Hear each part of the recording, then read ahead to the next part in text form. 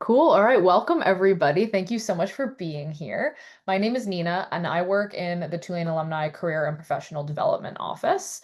And just very excited that you guys are here. Very excited to have Mauri back for another great session. But just a few housekeeping things before I hand things off to Mauri. Please introduce yourselves in the chat and let us know where you're joining from. It's always fun to just kind of see the different places that everybody joins from across the country and the world. And as a reminder, this session is being recorded. You probably got a little update when I clicked the record button. But it will be uploaded to our YouTube channel. I'll drop that link in the chat after in like a couple seconds. But we have like 70 past recorded PDS sessions that you can use and look at for your career and professional development needs. So I'll drop that link in the chat. But today's session is about AI and the job application process. If you have questions throughout, you can put them in the chat or you can send them to me directly and we'll kind of circle back to them at the end. I'm going to go ahead and launch a poll right now so that you guys can kind of answer it as people join and everything. And then I'm going to kick things over to Mauri as well. Thanks so much. Launch.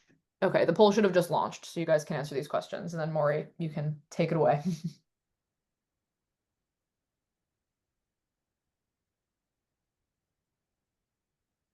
Cool. We're getting some answers.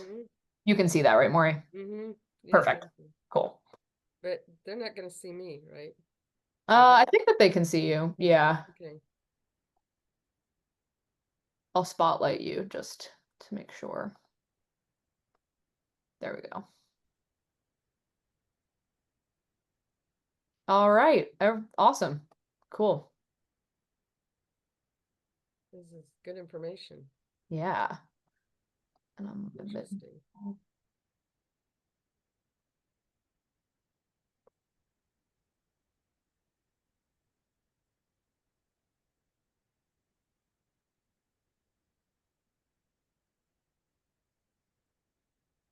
Cool. All right. I'm going to end the poll because it's been about a minute and that way everybody can see the results. So we can go from there. Does that sound good, Mauri? I'm ready. Yes. All right. There we go.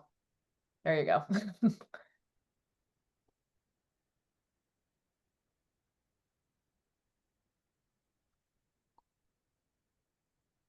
Do I make this poll go away or do you?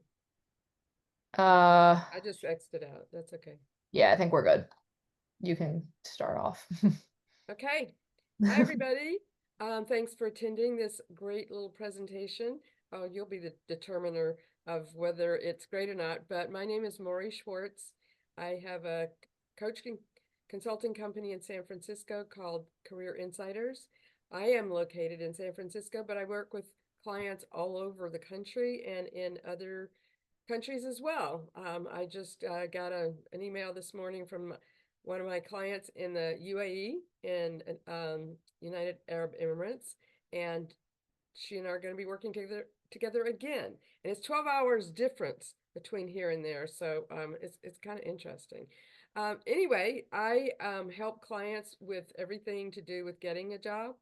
It could be that these days especially, there are a lot of people who've lost their jobs. So I have a lot of clients like that, and I have companies who hire me to help their laid off employees. Sometimes there are groups of them, and sometimes they're single. So I do workshops as well, and I also work with individuals who just want to make a change. So I have that also.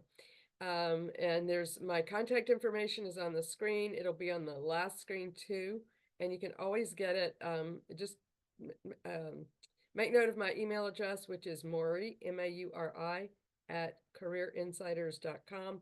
And Nina knows where I live and everything too. So I'm going to get started. This is going to be a little bit of a convoluted presentation because I have slides, but not many.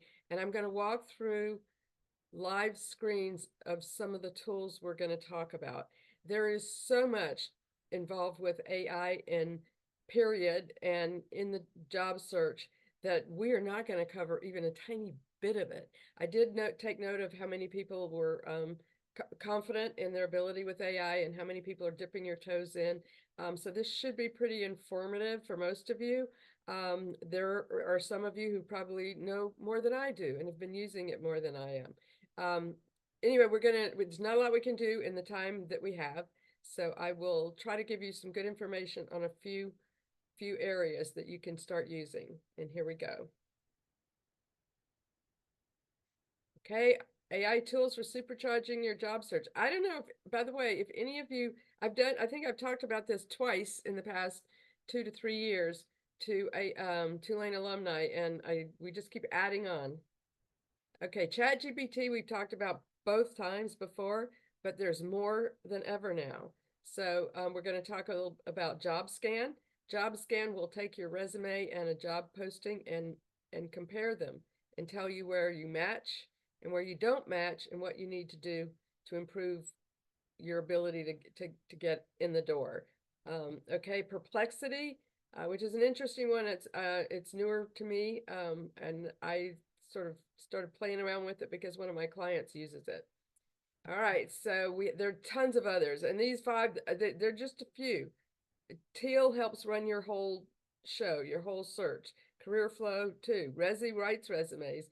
Grammarly helps with, as you can tell, grammar. And Claude, I don't know everything it does, but I know it's a good resource for software developers. It will code. It will help you with developing code. So if any of you are coders, then that may be a good one to use. And it's really good for preparing for those interview challenges where you need to do a whiteboard and come up with a solution. So we're going to talk about ChatGPT first. And just tell you a few things about it. You can use it to build or up-level a resume. It does a lot with writing. And the thing to do now is to use continuous prompts. So you want to put in a prompt, and we're going to look at this a little bit, and then you want to add you get a result for ChatGPT, and then you ask to refine it or add to it in some way. And since I last showed this to you guys, the ChatGPT has gotten a lot smarter with the questions it comes back to the user. It will come back and say, okay, now I could do this with that, or I could do this with that. Do you want me to do X, Y, Z? So that's helpful. It helps you draft cover and thank you letters. And it helps you prepare for interviews. So, I mean, again, like I said, it does a lot with writing. It'll also look something up for you, but there are other tools for that. And it helps you prepare for interviews because you can ask it, put in a job description and ask it to tell you what are the likely interview questions that you'll get asked.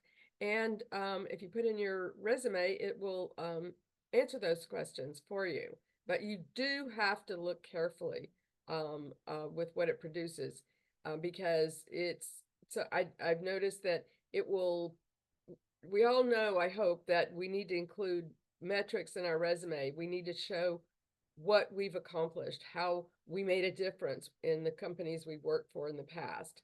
So if you don't put the metrics in, ChatGPT will create a statement about that achievement, and they'll throw metrics in, and you need to watch out for those because if they're not right, you can change them. I mean, they do it to show you how what you need to put in there to make it effective. But you want to make sure you check everything for accuracy. And the caveat here is with ChatGPT or any of these software applications, don't tell it anything personal because it keeps it. So don't give it, any financial details, any login credentials, anything, that you wouldn't want people to know. Okay. So here's with ChatGPT. I'm going to show you walk through a resume example. So here we go. Let's see if I can go out of this and get into, no, wrong one. Okay, Nina, are you seeing ChatGPT? Yes, I am. Good. Okay. So I have a really long analysis here, but I'll just kind of tell you what I did. So I gave it a job description. I loaded in the whole job description. It's a Salesforce job, and it's a VP level job. and I put it in. We're going to skip over it. We're not going to look at it. And then it asked me, what would you like me to do with this? And then or would you like me to do something else? And so then what I did is I loaded in. I had an a session with the client, and who's the candidate for this job, and we talked about what she'd done that was relevant to the job and so forth, and what she's done in her current job that isn't on a resume. I've worked on a resume over the years a few times, updating it, and so it needs to be updated. But for this position that I've just fed in it, so I had a Zoom recording with her, and I had it transcribed. And you can do that through Zoom, but you can also do it Zoom. If you take the recording from Zoom, you can Word will transcribe it for you. I just took the audio and opened a Word document and did it. There's a place that says dictate, and if you click on the arrow below it, it'll say, do you want to dictate or you want to transcribe? So you upload the file. Anyway, you can learn more about that some other time. So I did that, and we went through all of this, and then we're still on the dictation, the transcription. Okay, here we go. All right, now it says, okay, I've got the full job description. I've got the candidate's conversation. Here's a comparison. So what it did was it gave me, what it's comparing my resume or the candidate's resume with that job posting. It tells me where we're strong and where we're weak, etc. And then in recommendations, and it even has a chart. Okay, then I ask it to take that and now want to add her resume without the new job, the most recent job. And can you take all of this and create that part of the resume, the new job, and then tell me what to do with the rest of it? So we did all that. I'm going to, stop at that because I think that's, I'll take questions on all these later, but we want to move forward. But you can see that with ChatGPT, it will write for you. It will take repeated prompts or successive prompts, and you can add more information, and it takes it and it jumbles it up and comes out with something. And it may not be exactly what you've asked for, so you can refine that question when it comes up again. Do you want me to do this, or what should I do now? Then you just put, can you take that and do something with it? Okay, so that's ChatGPT. And we're going to go back to my PowerPoint. Okay. All right, jobs. Oh, how did that happen? All right, so with job scan, you can compare your resume with a job description. And I hope you've heard a lot about ATS's, applicant tracking systems, and they're using AI, and they've gotten really sophisticated.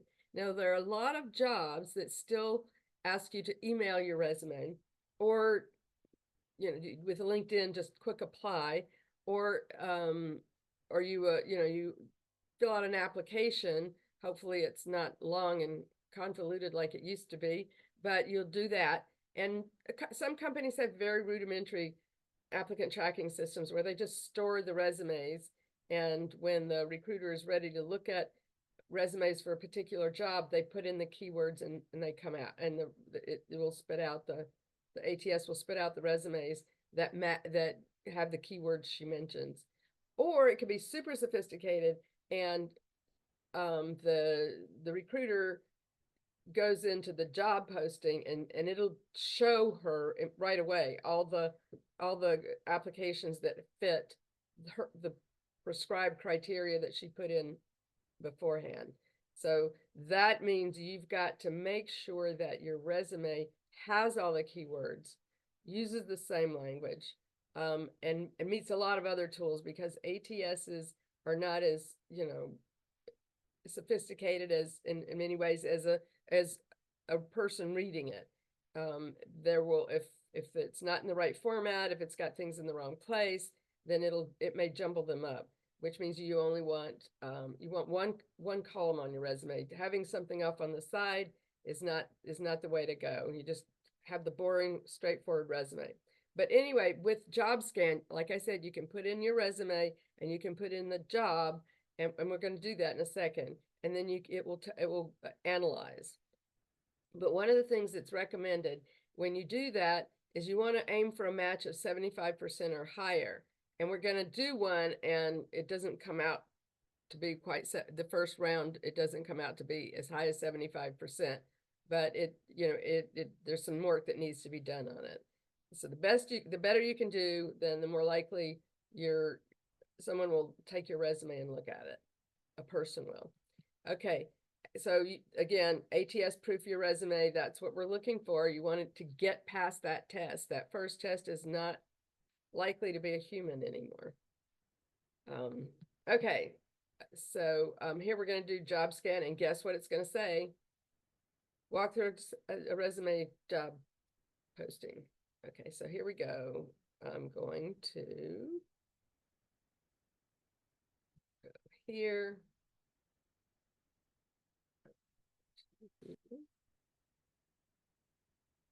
Okay, see, here's a new scan.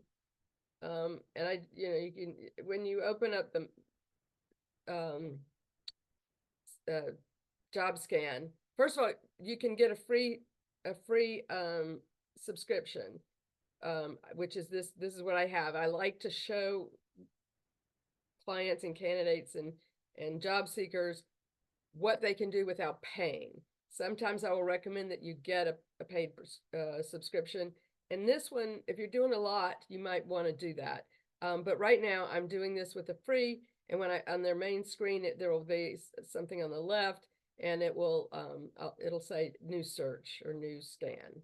So here we are. So this is what I'm going to do. I'm going to go to the resume. Oh, no, it says resume, drag and drop, or upload. So I'm going to upload one. Oh, okay, here we go. So it's put that, and I wish it would let me upload the job description, but it doesn't seem to do that. So I'm going to the job description, and I'm just going to do a select all, copy it, go back over here, and put it in. Okay, there's some stuff. See, there's some stuff it didn't catch out of that, but it's got most of it. Scanning. Oh my, what? Where did this come from? Uh-oh. I'm totally clueless. Let's try it again. It was nice to have 100% match though, wasn't it? Yeah, I was thinking the same thing. I was like, good job. Yeah. Well, it obviously wasn't comparing against that resume either, because that wouldn't have fit. Okay, let me just see if it's all there. And I know it looks a little weird, but I did this before and it seemed to, because when I did that, when I tried to do it when I converted to a Word document, it didn't like it. Let's see. No, this isn't even it. Oh, here we go. All right, so there it is. Let's see if it works again. Or if it doesn't work again.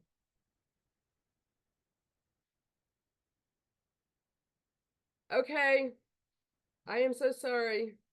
I don't know what's going on here, but I'll show you what you get out of it. Okay, so my example, it was 64%. So it's got a ways to go to get to 75%.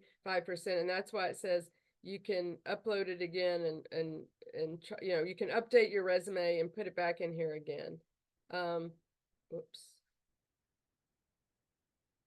So let's just go through and see what it shows you on the resume. It shows it says here that 90% of companies and recruiters use ATSs. So that's why we need to really be on top of that. And it tells you the red X's obviously tells you where you're missing or you can do better. The contact information, the green checks are good things. So it's telling us that we found a summary at the top. We found your education. We found your work experience. It says the work experience section appears empty. How could we have 100% without? Okay, anyway, so it goes back to the title, accounting assistant. So it tells you what you're missing and what you have that's good. And then it'll talk about hard. You can look at the job description too, and oh, see, it doesn't even have a job description. Okay.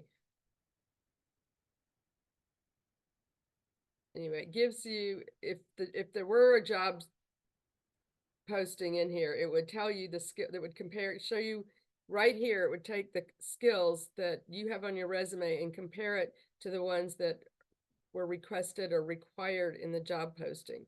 So it would, and they do this by soft skills and hard skills. And I'm so sorry, I swear it was working earlier, and that's a fabulous number, that 100%. So I'm gonna just let us go, and if you have questions about this, I'll be happy to answer them. This JAWS scan is a really good tool for doing this, because when you submit it, it's a good idea to know ahead of time, how that ATS is gonna receive it and how it's going to interpret it. Okay, so let's go back to the PowerPoint.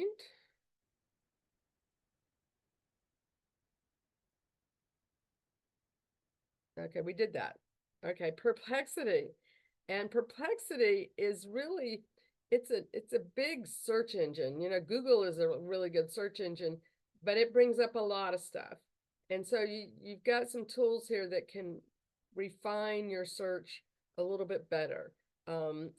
But Google's still a good search engine. I use it for a lot of things. I even use it to look for jobs. My client who turned me on to Perplexity was talking about how he uses it pretty much as a search engine instead of Google, and he uses it to find job postings. So you probably look for job postings on LinkedIn, on Indeed, on some other sites, JobVite. I've been telling people to use Google and search for financial analyst job, and you can put the geographic area, or you can put remote, and you might want to put posted in the past 2 weeks. So, which you might want to do with Perplexity too. But anyway, it's an answer engine and a research assistant. So it can do way more. It can go look for things for you. For instance, when I went to Perplexity to ask it about AI tools for a job search. It's one of those resources I use, but it gave me a lot of good information. Okay, so it searches the internet in real time, which is something that the other ones don't do. So that's something, I mean, I think Google does, but it's really helpful because you're seeing up-to-date information. ChatGPT tends to go on what's stored and what you give it. It focuses on factual source-backed information, and it will tell you where it found it. So it's useful for research. If you're doing research, it's a really helpful tool, and I know that I'm beginning to use it a lot more, and I like it. So, and it can summarize complex topics and generate content. Now that ChatGPT can do a little bit of this too. If you put in something and you ask it to summarize and come up with 4 bullet points, then it will. If you wanted an agenda for a meeting, and you tell it what it's about, it will. And then you can, fix it up. Okay, so, oops. Okay, the last one is, yeah, you can upload files for analysis. So you can do some of what I did before with ChatGPT, but you can say, okay, analyze this file. And it says, and it can translate languages and generate the report in English from another language, which is fabulous. And you can describe something and it'll come up with an image or video that exists already. I don't think it draws. Okay, so there's that. Then we're going to guess what we're going to do. We're going to go through an example, and we're going to hang on just a second. Okay, good. We've got lots of time.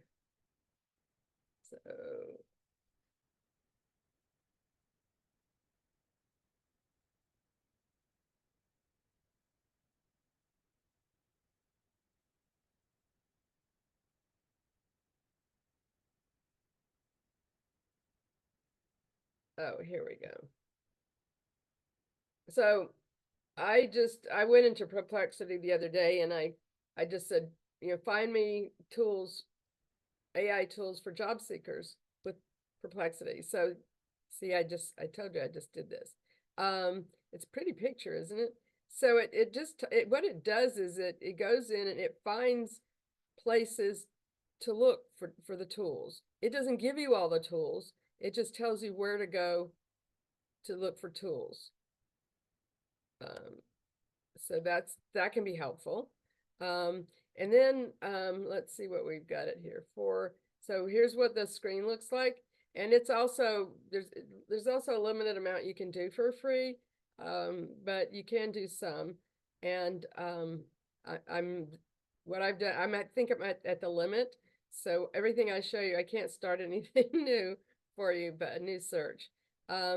Okay, so here I asked it to find jobs for a financial analyst in the San Francisco Bay Area. And it did. It gave me some, I think these are ads across the top. But then it gave me some specific jobs and where they're from, where they found them. So Google, and I have a feeling this is where it found the job, and this is at Google itself. And the one on the right is at the employer site. So that's really helpful because it will pull these jobs from employer sites. Okay, so and here so it came up with some. It says it found these in Indeed, but it's still helpful to see the jobs, and it will give a little explanation of it, so then you can decide whether to go in. And then I asked it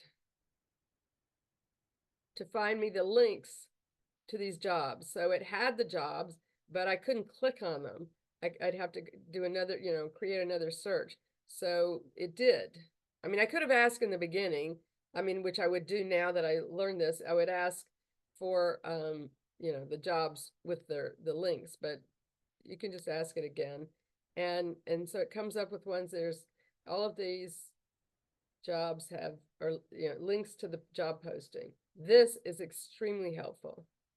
So this is one of the things you can do with Perplexity is to search. And again, it's more precise than what you can find in Google, and which is really helpful because you could go down the Google, you could do it here too, but you could go down the Google rabbit hole and forget why you were even in there. So I think this was the same. Okay, this is the same question I asked it, the best AI tools for a job search, and it gives them a different way. And so you can see, none right now, so far we don't even, it says these are the top tools, and they're Career Flow, I know. Copilot, I know a little bit. And so there's so many that you could just go wacko. So I'm just trying to tell you what you can do with these few resources. You might want to look at another, just for something more for interview prep. I think you can do that with Perplexity as well as ChatGPT. So I thought this was going to take a really long time because it actually did when I was going to show the hang on a second. Yeah. When I was doing the ChatGPT example with the resume and the repetitive steps, it took me a long time to go through it, and I decided to cut it way back to just to show you.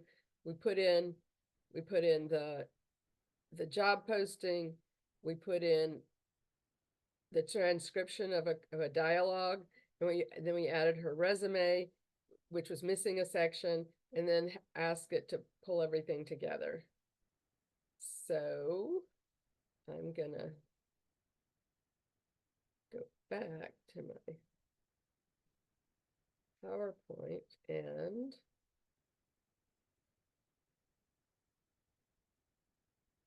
so you get my numbers again, and my email address, and I am here to, let's see, can I just stop sharing and have my face? That would be good. Well, we can see your contact information right now, and I can send all this information in an email also as a follow-up if people don't happen to grab it down. Okay, I just was gonna, I wanted to answer questions. We've got some time. I've gotten two questions directly to me in the chat that I can share, and then people can share in the chat as well, if they would like. But I'll just kick us off. The first question I got is, do you have any suggestions for using AI specifically for a portfolio? I have a portfolio, but don't know if I should be changing the wording on there for my resume and projects I've worked on, etc. And that's interesting. So the it's not text. I mean, it's not pictures. I think you should. I think you should use the terminology. It's like speaking the same language. And we all were down in New Orleans. I don't know who's left there now, but New Orleans has its own special language with the old timers. And but you know, there are lots of dialects. So yes, I would recommend that. Okay, cool. And then the other question I got is I've heard about people copy and pasting the entire job description that they're applying to in white ink onto a PDF so that the keywords get picked up by an ATS, but it does not show on the actual resume. Do you think that that's a good idea? I think it's a terrible idea. People have been doing that for years. I mean, I remember years ago when I was a recruiter and people would do that. They would put you know in white ink all over their resume. And you know what? It can read that. I mean, the ATS can read it, but you know, if the hiring manager or the recruiter finds out, they're just going to throw it away. So it's not that hard to do that. I would just the real deal is to spend the time to customize your resume accordingly and speak the same language. All right, that sounds great. I know it's a lot of work, but you don't want I mean it's not how many you apply for, it's how you apply that makes a difference. Understood. We just got another note in the chat.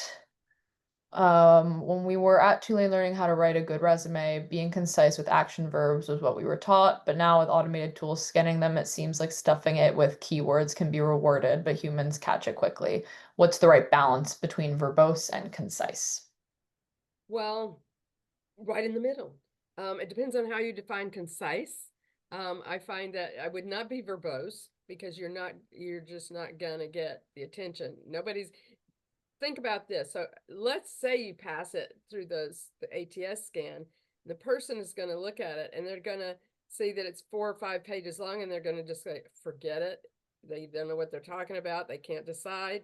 They're gonna take a look at it and it's just too much to read. But what happens is the top probably 25 to 30% of your resume is the most important real estate. So when a person is looking at it, because that's how you, I mean, like I said, if you get past the ATS screen, you still have to, you know,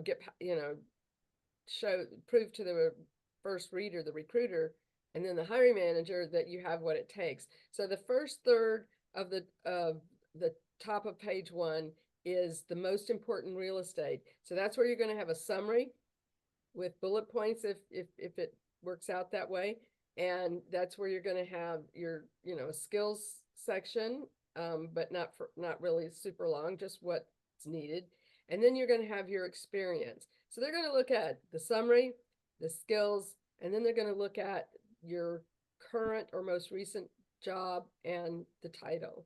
So if your title is vastly different, so actually the first one we put through ChatGPT, it was a VP job that she was applying for, and she's been a senior director for a long time, but for different job companies, but she's not been a VP. So I asked ChatGPT, how do we reconcile the titles? And it told me how to do that. And it said, okay, well, you know, you could just change the title, but that's dishonest. So we use the same title, but we talked about having VP level responsibilities right off the bat. So it can tell you that, but yeah, you don't want to be verbose. You want to be concise, because when someone reads it, you want them to want to read it. Cool. We got another question. Thoughts on necessity to keep resume to a single page? No, 2 pages. I mean, if you're a newbie, then that's all you need is 1 page. And universities, and especially business schools, they keep doing the 1 pager, and it comes all the way out to the sides, and you really need some white space around there. People are expecting, and sometimes hiring managers in engineering stuff, they'll say 1 page, but the truth of the matter is they don't have 1 page for their own resume, because you can't, it's not like you don't want to go back past 15 or 17 years, but you, but so the rest of that, well, you wouldn't put on there. But even so, you've got more information that can fit on 1 page. Cool. We got one more question sent directly to me. Do you suggest having a professional summary at the top that does not match my current role? I am trying to pivot industries and I have a ton of skills that make me a marketing professional, but I technically am not a marketing professional yet because my job title is different. That's exactly what I'm talking about. So you want to hit them with that top part. Yes, I do recommend that you do it. That you want to have the top part say that you're what they're looking for. The hiring manager, the company, they come to this juncture with a shopping list, and you're the store. So you want to have like a directory out in front of your store. You're not Costco where they move things around all the time. You want to have a directory that just that illustrates to them that you have what's on their shopping list. So that's the first. And since I said the top part of the resume is the most important, it's the most valuable real estate, then that's where you want to do it. So Oh, definitely. And if you can use, if your current title is not marketing, put in even in your job description, if there are things that you do that are marketing related, use the word marketing, a lot. cool. Like keyword, you mean? Mm-hmm. Okay, cool. I don't have any more questions directly through me, and I don't see any more in the chat, but this has been so helpful, and I just want to say thank you, Mauri, for all of the hard work you put into this presentation. Do you want to close us out with a couple of, last words of advice or anything? Last words of advice. Well, we all know how tough the economy is right now and how tough the job market is. So, so it's tough, but it's doable. And that's why all of these things are more important, or as important as possible to do. Not just use these tools, because what these tools do is help you do what you should do anyway. So that's why they're called tools. I mean, you want to make sure that your resume matches what they're looking for, that you're not confusing, that it's clear, that you put yourself in the best light possible, and you're accurate without, you know, telling everything that could hurt you. And then this is, the resume is just one thing, and then there's the how do you get an interview? And we've done this way a long time ago with Tulane, and I'm happy to do it again on how you get your foot in the door once you've applied with the perfect resume. So there's so many steps in the process. You want to try to find the hiring manager. You want to identify, you're going to get the job, get in the door with people or meet. So you want to use your network, use LinkedIn to identify who the decision maker is. That would be the hiring manager, and then see who's connected to that person, or see who else you might know who is in that company who can put you in for an internal referral, because they'll probably get an internal a referral bonus for doing that. So it's every step is important. And networking is extremely important, because you want to expand your network. You want to ask the people who else they should, you should talk to. And don't, when you first reach out to your network, unless it's to ask them to introduce you to somebody, and even if it's someone you haven't talked to in a while, please, please, please, don't ask for for a job related something right off the bat. If you haven't been, in touch with them for a while, reach out to them and say, it's been a long time. I'd love to catch up with you. Do you have some time to chat? Chat is is a good word because it indicates a relatively short amount of time, which could shrink or be greater, but it doesn't put the person off. It's something you want to ask for, something that's easy for them to do. And then when you talk to them, then you can talk about what you're looking for. And you can ask them, not can, you must ask them what you can do for them. Never reach out to your network and ask for something until you have made it clear that you're there to help them. And no, it doesn't have to be related to a job or how it is to work in a company. It could be, if you listen to them when you're having this conversation, and they might say something that they're, I don't know. I gave someone the name of someone.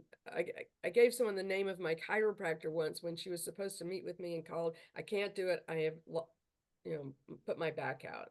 And she is grateful to this day because she was not in pain by the end of the day. But so it could be anything like that. Use your network. And you know what's interesting? I went to a lunch yesterday, and people were dressed. Some people were dressed casually. Some people were dressed up business a little bit. But it was in person, and there were probably around 200 people there. And there were speakers, and it was really wonderful. But there was a lot of time to network, and everybody was so happy to be around people. So don't forget. I mean, it may be easier to sit in your chair and do it online, but it's so much more effective in person. Awesome. Thanks, Mauri. While you were giving us the closing words, we got two more questions in the chat, so I Mm-hmm. figured we'll just go through those. Somebody said, I have experienced AI written resumes that use vocabulary which does not align with the vocabulary that the candidate uses during the interview. The interview panel was not impressed. What are your thoughts on the mismatch? I think that's something to watch out for. I'm glad for this question. Thank you. Um, the if you're on the other side of it, which is where we are today, then you want to make sure that there's a combo. You don't take First of all, you don't take anything that AI spits out and send it in. I already mentioned that you want to check it for accuracy and everything, but let it come out with something and then put that in your, go through it and try and make sure the word keywords are there, but also make sure it's you. So you not only have to check for facts, like did it use the right percentages, but does it sound like you? So it's just a starter. I say that ChatGPT is mostly a get unstuck tool. It gets you started, but you can't rely on it. Any of these that write, you have to make it your own. Because All if you can't go in and back it up, then and sound like the same person, there's a problem. So thanks for that question. And then our last question is any suggestions about maximizing LinkedIn or other professional public-facing resources? Um, well, that's a big topic. Maybe we should do one on LinkedIn someday. Yeah. So yeah, it is. You can only have, I talked about customizing resumes, and but you only have one LinkedIn profile. So the guidance there is to make sure that it's not inconsistent with any of your resumes. You may have more information, you probably will have less in some cases, but make sure you use your about section, like the top of your resume with a summary, and make sure that you want to put key accomplishments in your profile, just like your resume. In most cases, you're going to take, my advice is to take most of what's in your main resume and copy it into LinkedIn. You have to do that one at a time. And I know a lot of people who say, don't use LinkedIn for that, use it to tell some more about you. But really and truly, when recruiters are looking, there's a lot of recruiting that goes on with LinkedIn Recruiter. And so company recruiters, as well as agency recruiters, will go into LinkedIn using that part of that feature, and they're going to do a search to find people with certain capabilities. So if it doesn't match, or if there's too little information there about what you've done, then they skip over you and go for someone else. I mean, the competition is really great. I mean, great meaning vast. Yeah. Awesome. All right. Well, thank you. That was very informative. Sure. Okay, cool. Well, I think we can close out the session now that we kind of got your closing words before, and we'll give everybody about 14 minutes back to their day, unless you Oh have another yeah. last thing more. We love I have hearing. one thing I want to say. I'm sorry. And yes, Oh. aren't you happy with me to give you back your time? I always talk faster than I plan for. So, anyway, Tulanians get 10% off the price of any of my services always. So, let me make sure you tell me that you were here, and or if you know somebody else who's a Tulanian, they still get it too. Thank you so much. Good Awesome. luck out there. Yeah, thank you. Thank you, Maury. And I will have all your information in a follow-up email and some of the links that Maury had mentioned throughout, and I'll be in all of your inboxes later this week. Thanks, Okay. everybody, and thank you, Maury. Bye. Bye.